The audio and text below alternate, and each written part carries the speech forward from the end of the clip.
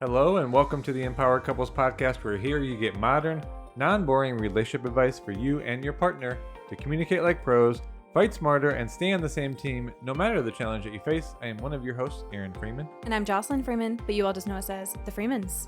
And this episode is unique. It's about remembering the reasons for being married.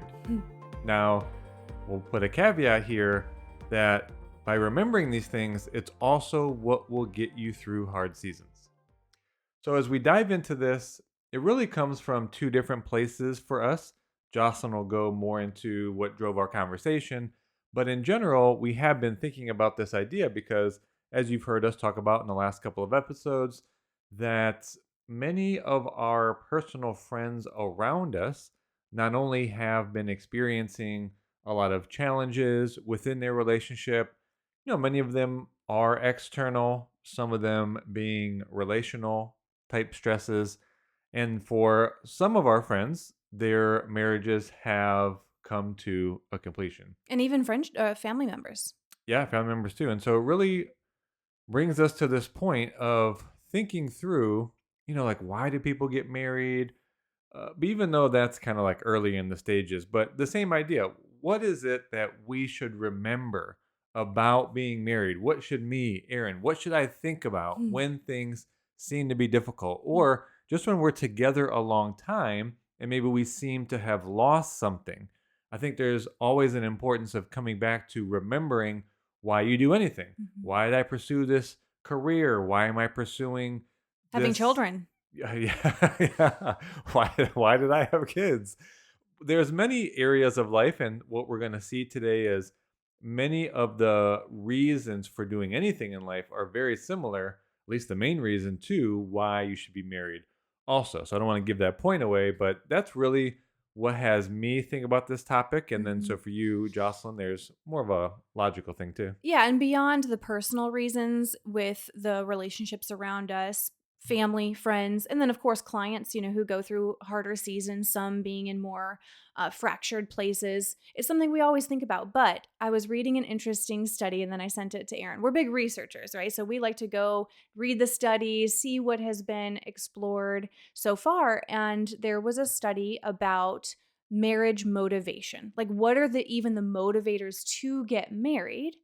And by far, the top two reasons were number one for love, and then number two for companionship. And then it was less of a percentage, but it became more about logistical reasons, like wanting to have children. So you want a good mate to, procreate with. Some being religious reasons, like it's more of a cultural decision that you make. And then it was also about like the legal benefits, right? So there's many different smaller reasons people can get married, but think about that. Love and companionship. I would say that's going to be for all of us the reason that we would give. But to Aaron's point, what happens then? What's going to be our motivator when we experience hard times? Because it's not if you experience hard moments, it's when. And it's very likely that it won't be just one season. Now, of course, like what we do, all of our work, all of our resources is to help you not only shorten those hard moments, but also to get stronger through them, right? To have there be a reason for those stressors and those challenges that occur so that you can, we say, course correct faster. But regardless, life is going to throw you curveballs. You guys hear us talk about that all the time. Some are smaller, some are bigger. And so we've got to be equipped for what happens when we're feeling a little bit more like roommates, for example.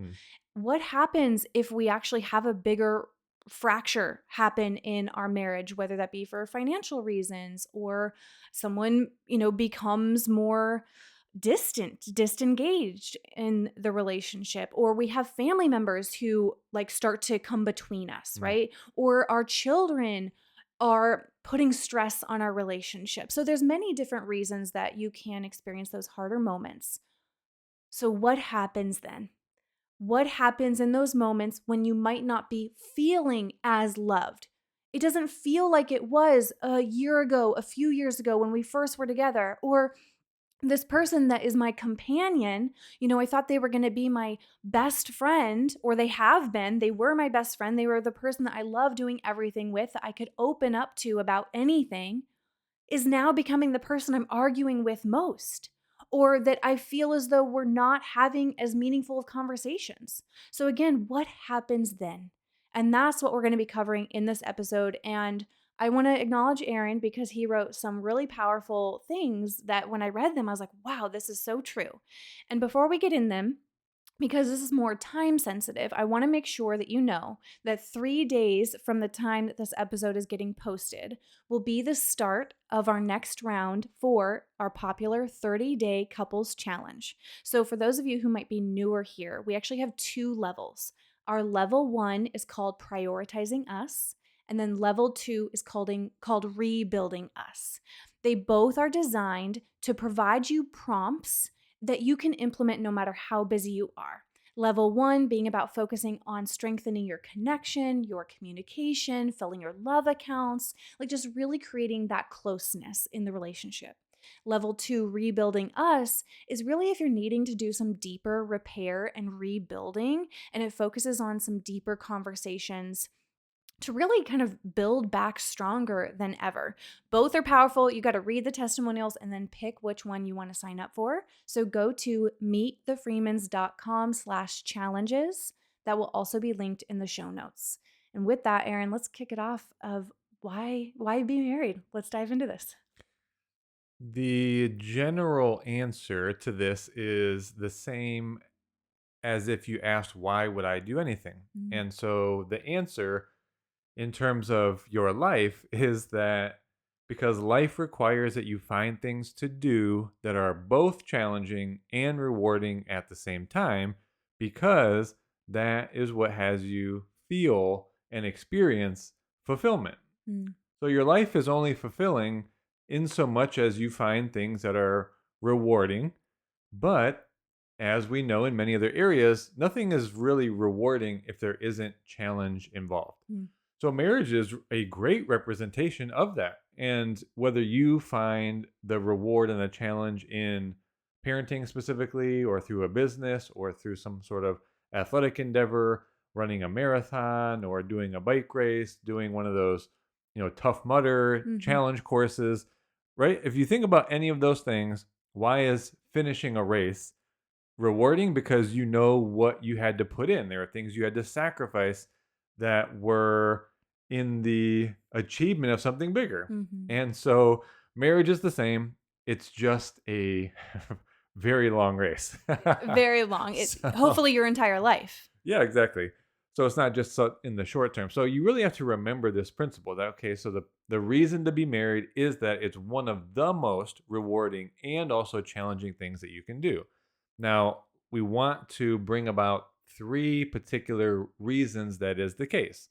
So first of all, it's rewarding and challenging in that you're going to have to evolve yourself as an individual and evolve the marriage in so much as it's your interactions and your patterns between you and your partner. Mm. So that means you're going to have to be willing to identify where your own patterns of thinking and beliefs, as well as the behaviors that follow, and then adjust them appropriately to meet the evolving, I would say, demands of life, but also then the needs of your partner, as your partner's needs are going to evolve based on the life situations and life demands that also come up. So focusing on this kind of evolution is actually more productive and more suited for experiencing fulfillment than, say, just focusing on your own happiness. Yeah, because As I'm speaking, I'm like, wow, that's like a lot to take in. These are the types of conversations and thoughts and perspectives that I love having. Mm-hmm. So I don't know if for you, listener, that just felt like a lot, like we could just stay on that topic the whole time. But let me just underline that last point. There's really nothing in life, and especially the marriage aspect, that if you pursue it only for happiness, then the problem is it doesn't account for you will face challenges. Mm-hmm. Like look at anywhere in your life. Anything worth doing is challenging. So you're going to have challenges, and there's also going to be challenges that you don't see coming. Like you can't control everything.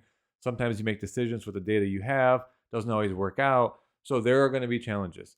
And if you don't properly set yourself up to meet those challenges, that you are only focused on peace or happiness, then you're going to be wildly unequipped Mhm. within yourself, your personality traits, how you think about things, your responses, your decision making and problem solving processes that you'll go through, and then challenges that will be easier for someone that has developed themselves, that it could be easy, Mm. you might get stopped and thwarted on things that are quite small. Yeah. So it's just a better focus. If you focus on fulfillment, then you recognize that there are going to be challenges, and you recognize the need to evolve yourself and the interactions between you and your partner, and that better equips you for future things. I love the word evolve too, because that means so much. I want to share that a friend recently, we had this great conversation and she asked something. She said, "Do you ever have any doubts about how long you guys will be together? Or what is it that makes you feel so certain?" Because, in a sense, like she's like, "Do you see any reality in which you guys aren't together?" And I said, "No. Like, I don't see any reality without us being together. And here's why." I didn't even know you asked this. Yes. Yeah.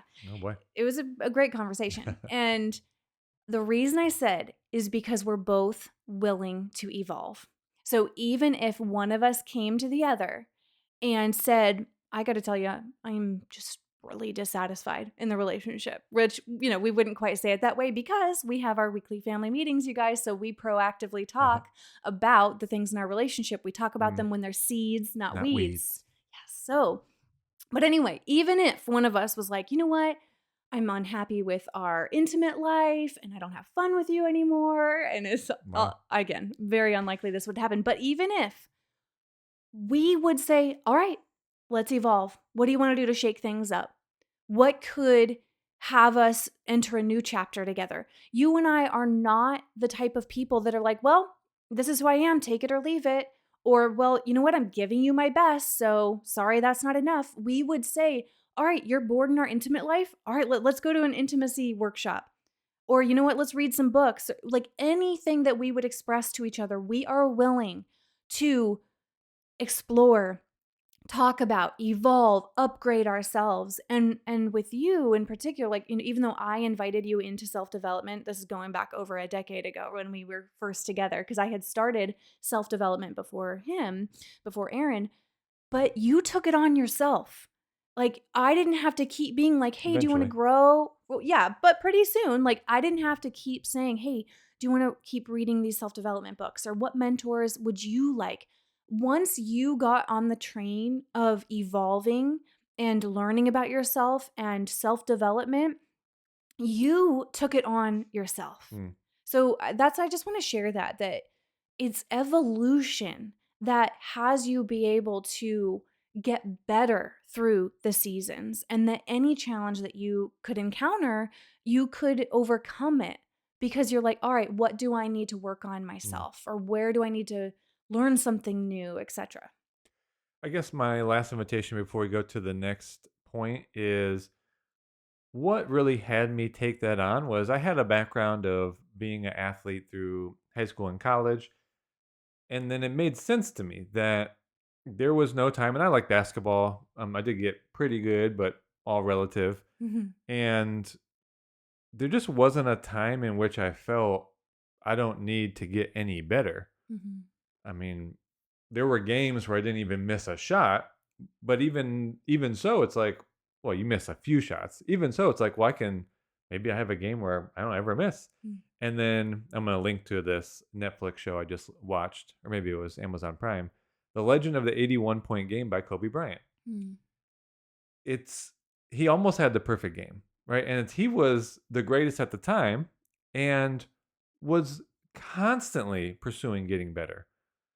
And so just that mentality had me realize, like, oh, that's the mentality. And I know I'm speaking to the men here. That's Mm. the Mamba mentality. And I know I've been kind of looking more at Kobe Yeah. Bryant's life a little bit. And it's just him having that mentality. So my invitation to men is, look, you have areas of your life where you know this is true. If you're resisting that that's true in marriage, I really want you to check yourself, Mm. because there's no time in which any place in your life you're just all the way there. I Mhm. mean, if you thought that, then you would eventually get passed up by all the other athletes. And so it just takes a little reframing that you can always be evolving and should, because number one, the challenges you'll face are going to be different than the last time. The needs that you and your partner have are going to be evolving too. So if you don't think that it's a place that your marriage is a place where you can evolve, I mean, I'm sorry, it's just wrong. Yeah. And so hopefully you can take that on like, yeah, I can adopt the mentality that evolving myself and evolving interactions over time is required for fulfillment and how we can face challenges going forward together. Yeah. So I want to move to the second point. I'll just outline it because it's probably better suited for you to talk to because the first one is giving birth. And I Mm. obviously did not do that. You were there So though. I played a role. So secondly, obviously there's offspring, there's, maybe nothing more that you can do as far as a legacy than your children. And this is, I don't want to get too scientific. This is the case for any living organism on the planet. The one thing that it is here to do is to pass its genetic code on to the next. Mm. That's the most basic survival thing of any living organism. Now, we're evolved in our consciousness, so we do it for different reasons, that is Mhm. fulfillment. But in the terms of why getting married and having something that's both rewarding and challenging, obvious, parenting. So giving birth and guiding your own child to be better than you were, that is Mm. something worth pursuing. And if you can do that while being the type of person your kid wants to have a relationship with, Whoa. I think that's a pretty good aim. You know what's crazy about hearing this from his mouth is, you guys, he didn't ever think he was going to be a parent. Yeah. Like when we were together early on, we both, I mean, he was more of like a no, I don't want children. I was like, you know what? I'm not sure. I don't feel like this strong, I have to be a parent kind of person, but I feel like, a maybe.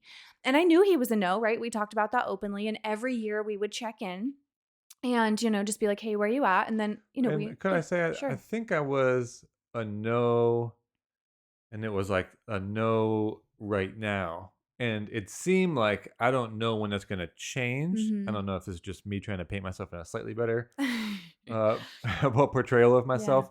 I don't think I was ever like a hard no, I don't want kids, period. Mm. It was like, man, I just really don't feel the call to that right now.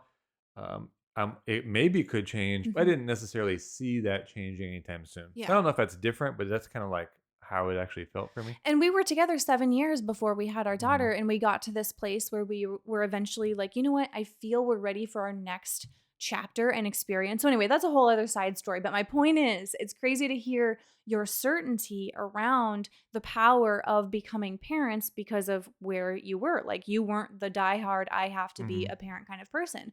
But regardless, I know that you and I, one thing I think I just love so much, and even this weekend, you said a couple cute things to our daughter, and it was about her, and then it was also about us. Like, he said this cute thing where he was like, I'm going to make my girls brunch, right? And just that little moment of seeing you want to, like, truly, I tear up, like, just seeing how amazing of a dad that you are and getting to see you in this role is like, it makes me respect you and love you and think you're sexy and, Mm. just feel that bond with you. And we aren't perfect either. Like, he and I are navigating her big feelings. She's almost 3, and there are some big feelings that happen. And we both are so committed to, learning emotional, or mastering, because we know it, but mastering emotional regulation and being able to help her understand how to handle emotions. But regardless, what I'm getting at is, even though we are in a season where we don't have as much freedom as we did before, right? We are in the focus on her, the focus on our family, our business, and the things that are most important. So we don't have the same freedom that we had before. We don't have the long date nights together, or just being able to go all day Saturday and do whatever we want together. I love this season and even the hard parts. And because I zoom out and I think about the bigger picture of our life. And even as we age, being able to say, you know what, we've gone through so many chapters together. We've gotten to see the best of each other. We've gotten to see, the parts we both needed to work on. But going back to that evolution thing, like we're both even willing to evolve as parents. You had a totally different upbringing than I did. And instead of us saying, well, this is how I was raised, this is what I think it should look like, and you saying your version, we're like, you know what does the research say about what is most effective in raising emotionally intelligent, resilient, wise children? And let's evolve ourselves to handle those situations and be able to raise her that way. Hmm. So, yeah, I love this season Yeah. together. All the parents, I think, know these points. We could spend a lot of time on the parenting Mhm. aspect, but it's challenging. Mhm. It's hard. It's going to show you places where you lack patience. It's going to show you places where your expectations don't matter to them. It's going to show you where you have a lot of grip over control of how things go. And many kids, especially ours, is coming around 3, Mm. that they are their own person and they have their own little desires and wants and needs. And there's that balance of creating safe boundaries for them to exist inside of so they don't hurt themselves, while also having them learn things at times they're not even developmentally ready for, right? It's like, Mhm. when do they have self-awareness? When can they voice their feelings? When is it appropriate for us to expect that they can regulate their own emotions or even communicate them, or logically think through why we're asking them to do something? And We many got some parents are probably time. thinking like that takes many years, but obviously being a parent, for me, it's been challenging and rewarding, like almost at the same time. I Yes. noticed the more time I spend with her, like we were now when we go to sleep the last week or so, she has this tent in her room. And so we've been creating like a campsite and we've been putting her blankets out.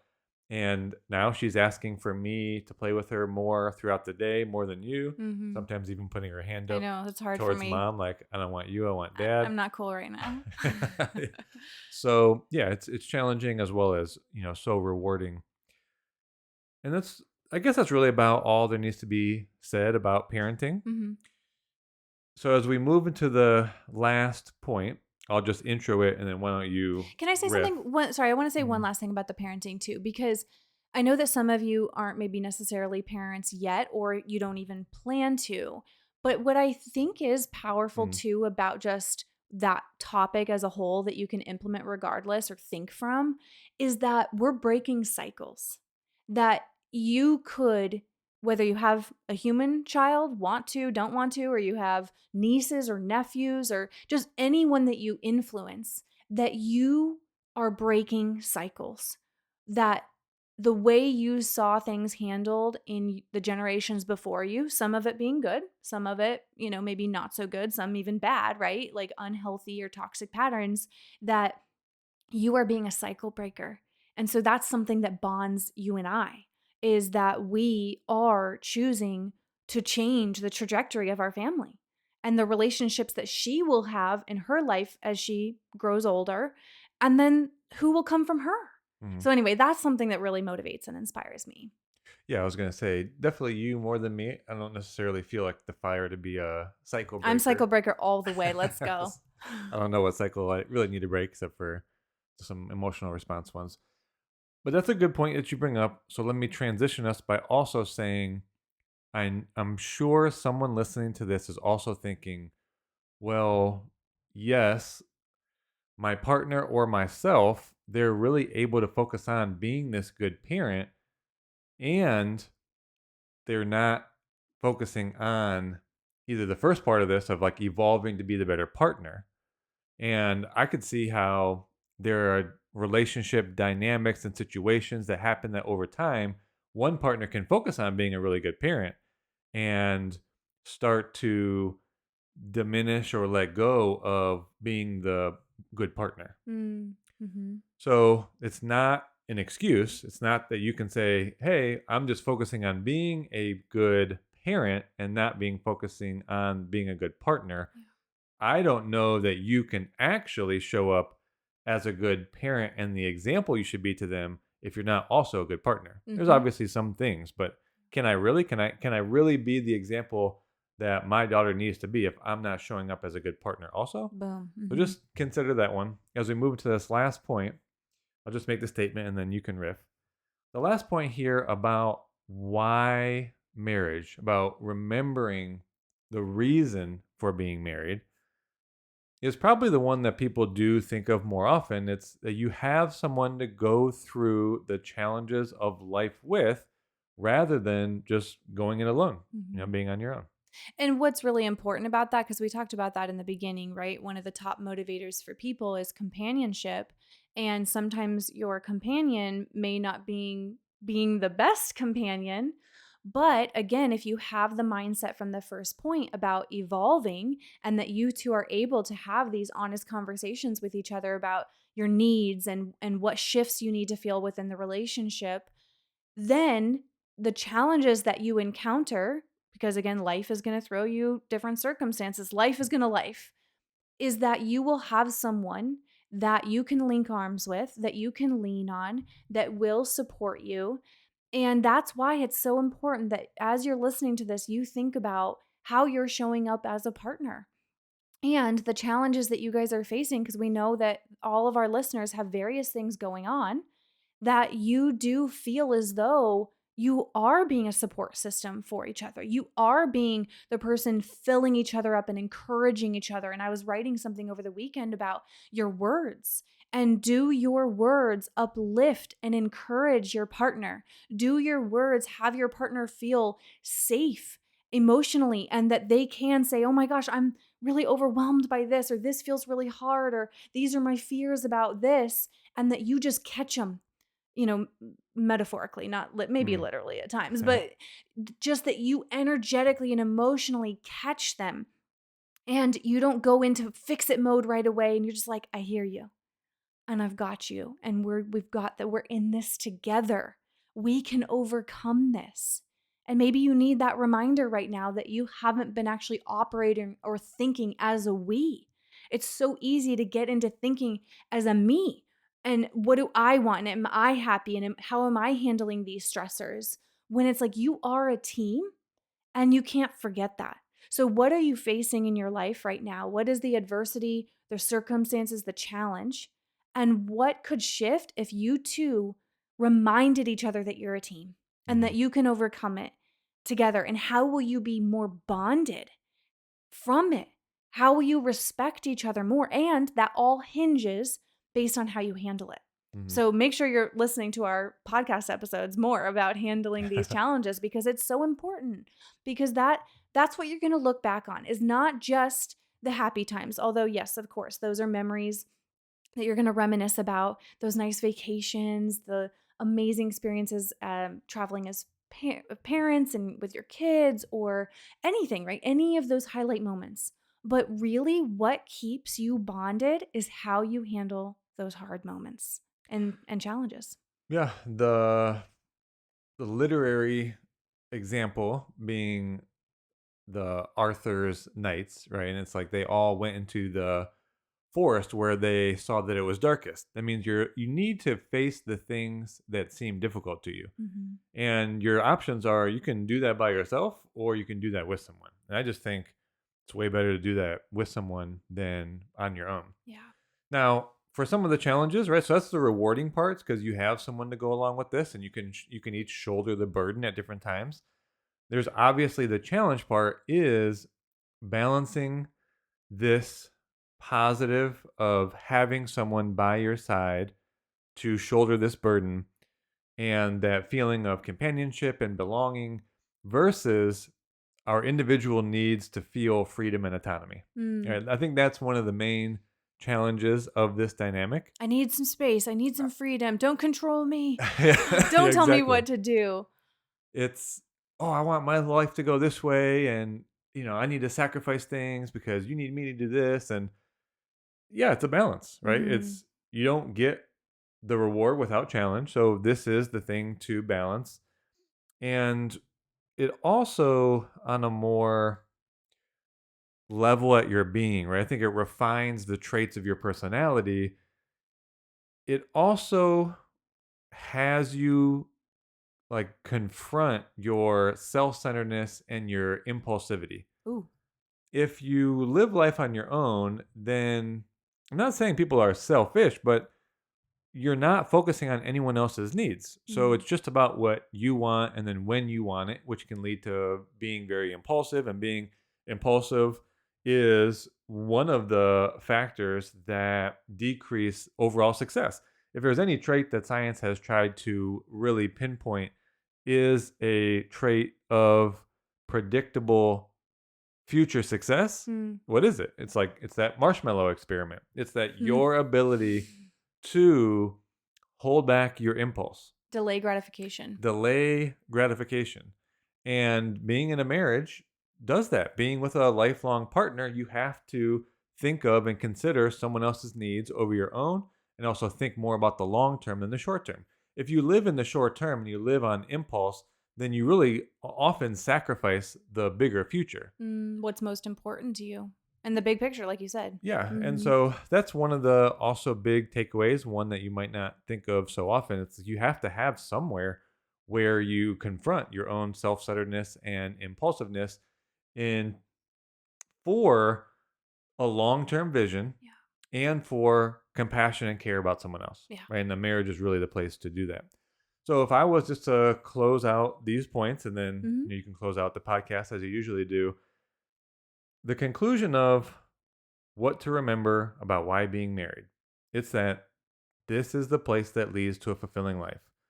And you have to find activities that are worth doing that serve more than your own needs. And it's much better to then face the inevitable challenges that are going to show up in life with a partner than to do it on your own and to feel alone or to get to the end of your life and feel like, man, I really regret just it felt like I was mostly on my own. Like, yeah, I had business partners and friends, but man, someone to go through that with, or someone that, I created a child with, and we really raised that child and really see them as their own person, and they became responsible and kind Mm. and wanted to have a relationship with us. Like, I mean, we haven't done that yet, but that seems like a big win. Mhm. And it's just more meaningful to have a push and pull with someone that is a contender to you. That's Mm. that's your equal, someone that will push you and challenge you. To a That's healthy what degree. leads Hmm. to the level of evolution that you need, the level of evolution of yourself and your partnership to really do, whatever is great to you in your life. Like that's where this comes from. If you don't have someone that's pushing you and challenging you because you're I would say, single, I think you miss out on this. Obviously, the balance here is having someone that you feel confronts you all the time. That could lead to Burnout. disconnection, lack of emotional closeness, Hmm. some frustration and regret. So, yes, that's a balance too. But ultimately, you don't want to be in a marriage with someone that has no opinion and is beat down and just says yes, because that's not a relationship that's healthy for anyone. Yeah. A business partner, you want someone that's smarter than you in some areas and will question you and challenge you so that together you think differently, you bring different perspectives, you bring different traits and talents, and you're able to achieve, so much more. And so that's to me the true paradox. I think the paradox of life is that you have to do things that are challenging and rewarding. Hmm. And the marriage is a great reflection of that, that a marriage is the place where you can get so much reward and nothing comes without some challenge. Yeah. So to me, to close this out, the paradox of life being fulfilling is very closely mapped to a fulfilling marriage. Yeah, I love these points, and it really is a perspective shift that we all need to hear often. And so we encourage you to listen to this and talk about it together and really discuss like what stood out to you and what mindset shift you two need to make for your marriage, because it can't be all about just the happy moments, because then how do we handle the hard moments? So we really hope you enjoyed this. Please let us know. We love getting messages from you guys. It also really, really helps if you write a review on whichever platform that you're listening on. Hit subscribe so you can hear past and future episodes. And then make sure that you go get signed up before it starts. the 30-day couples challenge. You get to pick between level 1, prioritizing us, and level 2, rebuilding us. You've just got to see why over 36,000 couples now have loved these prompts. So go pick which level you want to sign up for this time. meetthefreemans.com/challenges. That will also be linked in the show notes. But we are so grateful that you're here, and we will talk to you guys on the next episode.